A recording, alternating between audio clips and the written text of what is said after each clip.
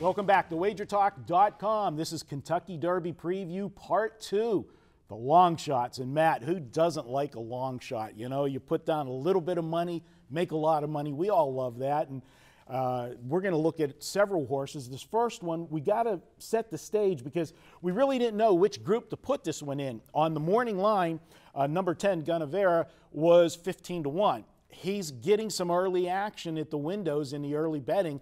Tell us about Gunnevera.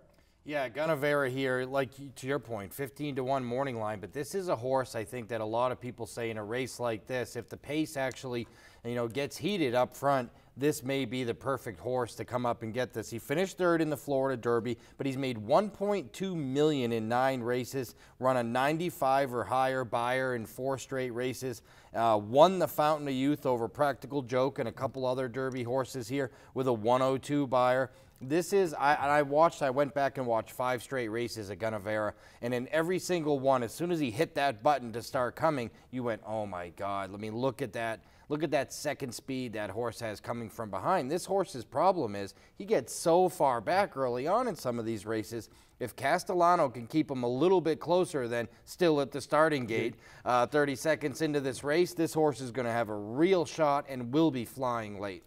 2 things I'll add to that. J.J. Castellano, best jockey in the country right now. Yeah. Second isn't even close. So you got that going for you. The other part, that Florida Derby, he had 3 straight races going into that one, and then the Florida Derby. Throw that out because the Florida Derby, he drew post 10, the outside post 11. Yep. And then he got away last in that race. That is a speed favoring bias track, the Gulfstream Park. So the fact that he came out of the clouds again and finished third on that surface in that race that really didn't have, very fast fractions up front. They were honest, but they weren't super fast. Yeah. I think that was a great race, and I can understand why he is getting the action that he's getting, and it's a horse that you've got to definitely use in exotics because, as you said, he is going to be flying at the end of the race. I mean, you talked about how fast Always Dreaming was going at the end of that race. Man, Gunnevera was going faster than Always Dreaming. He was just flying in the stretch. Absolutely. Good horse. Another one that we're going to talk about, a long shot. He drew the dreaded rail, Looking at Lee. And everybody says that it's, the rail is the death spot. A horse has not won from the rail since 1986 with Ferdinand. But here's the thing. Looking at Lee, the problem with the rail is everybody busts out of that gate. You've got 20 horses, and everybody's trying to get their position and get to the rail. He doesn't care because him and Gunnevera is going to be eating a sandwich at the back of the pack or breaking a carrot together. So I don't think it's going to be a problem. He's just going to get out of the gate clean, and then he's going to grab up. He's already going to be at the rail, so he's going to have good position. He'll be able, after the initial group of horses go, to pick where he wants to go. Does he want to stay at the rail? Does he want to go out 2 wide, 3 wide? Pick that path so that when he starts his run, he has a clear shot. I think Looking at Lee has a big shot in the race if we get 2 things, an honest pace, and then the problem with closers, and it's the same thing that Gunnevera will have to deal with, is if you're a closer, you've got traffic to deal with because you're coming from the back of the pack. So you got horses in front of you. The horses that were on the front end early that are starting to stop, they're coming at you. Picture yourself on a freeway at rush hour, and everybody's flying, and then you drive right up on the back of somebody that's going slow. What do you got to do? You got to tap the brakes. Looking at Lee, and I know I sent you a link. I said, look at this race. Watch the Arkansas Derby. If you like Classic Empire, who's one of the favorites, just watch what Looking at Lee did in that race. Just focus on him the whole race. This horse was all over the racetrack, zigging and zagging, stopping and starting. You just don't do that to 3-year-olds, and he still was coming at the end of the wire. If he gets a clean trip, I think he gets a big shot. And I watched that Arkansas Derby several times and watched him come back up to get third in that race. And look, it was very impressive, the fact that he stopped, started, it zigged and zagged and still was coming at the end as fast, if not faster than anyone, which was amazing. The problem I have with this horse, 9 races, hasn't won a race since August 2016, hasn't finished better than third in 4 straight races. I could forgive that one race. Look, he had major traffic problems and was flying as late as anyone in the race. But does he have major traffic problems in 4 straight? Because he hasn't got better than 3rd in any of his last 4. At some point, we have to say, what's going on with this horse? Sure, I mean, when he's on his best, he can close as good as anyone, but he's been really inconsistent as of late. He has the other thing that we'll put out there, if you go back to the Breeders' Cup Day, he did run second. The Classic Empire from dead last was charging to get second in that race. So if you like Classic Empire, this is a horse that's raced, twice against him that showed, good performance. Me personally, I won't have a win ticket on him on Saturday because I already got several at 40 to 1 in the future book. So I'm set there, and he's 20 to 1 on the morning line. Girvin is an interesting horse. This is a horse that, without the problem, and if people don't understand it, I actually tweeted out a link to a very good article to understand quarter cracks and how horses have to deal with that and how bad of an injury that is and problemsome that it can be. That's what he is dealing with. If he was 100% healthy, I would have this horse a lot higher, but he's still a horse that you're going to have to consider. You and I were talking about it right before we started this. It's just, how is he going to react to this quarter crack issue?